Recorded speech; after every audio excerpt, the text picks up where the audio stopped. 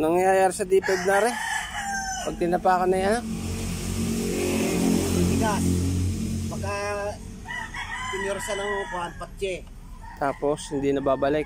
Hindi, matagal bumalik ang ano. Matagal bumalik pagka ano. Kaya pag meron kada ulit, hago.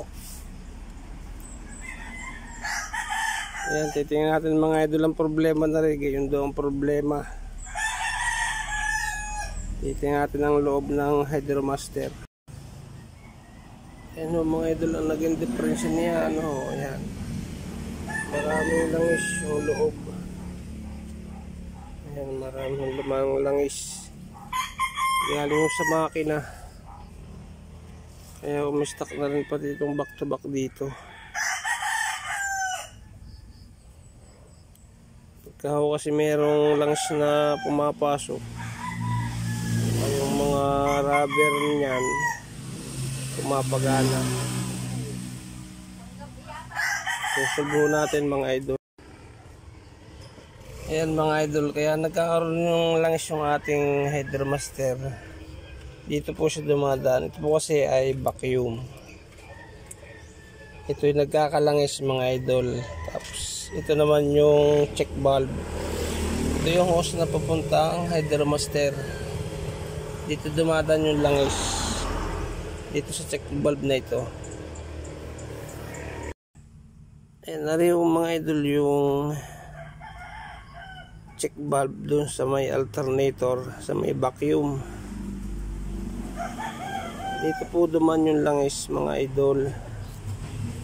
Kasi may goma ito. Ayan. Pagka po kasi nakakalangan ng dumi itong loob na ito, yung rubber na yan, papasok po ang langis dun sa hose papuntang ano Hydromaster. Kaya kinalas ko po yung ano niya. Dilinisin na lang natin ito para po makatipid-tipid naman yung may-ari. Ayan po mga idol, nabuo na yung Hydromaster. Ang naging issue naman ito ay nagkaroon ng langis. Kaya hindi ko na pinakita kung paano binaklas at binuo. Ito po ang ating asimbolin mga idol. Ayan. Ito po ang pinagdaanan ng kanyang langis, check valve. Kung isa ba kayong nakakabit, dito po ang naging diferensya niya. Pero maganda rin naman yung mga goma ng Hydromaster, kaya pinalitan na rin ho. Bumba! Eh!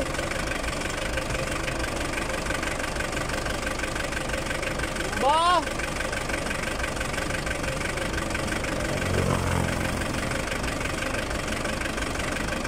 Bumba! Eh!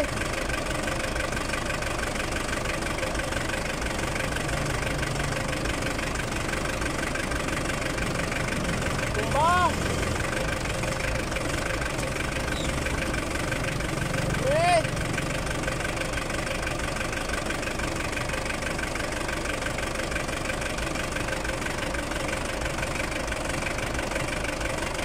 Paano nga pre no? Ilan? Gano'ng kataas yung dati? Pababa din? Iba-iba. And mga idol, pinuntan na natin ng vacuum at sira na rin ito. Hindi na tayo yung sa hangin niya.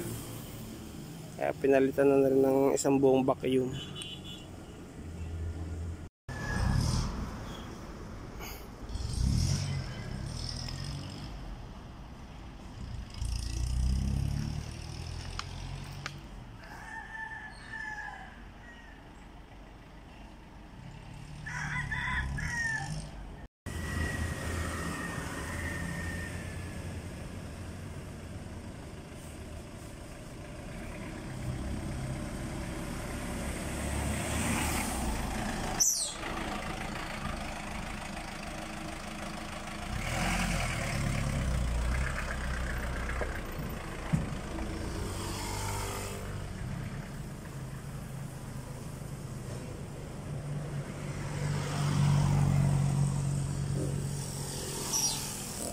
mga lods, bumalik na. Mukhang okay ng preno.